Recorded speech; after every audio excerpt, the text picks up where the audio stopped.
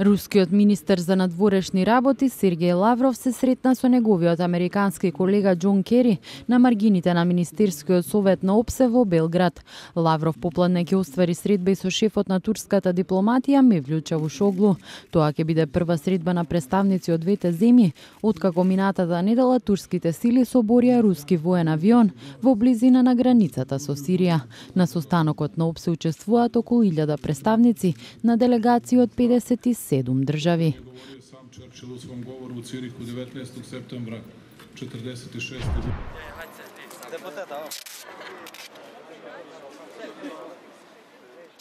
Косовските опозициски партии кои се против формирањето заедница на српски општини денеска протестираа пред полицијата во центарот на Приштина за ослободување на 5 пратеници од нивните редови. Тие носеле транспаренти со надписи "Слобода за пратениците, долу диктатура" и "Нема насилство кое ќе не сопре".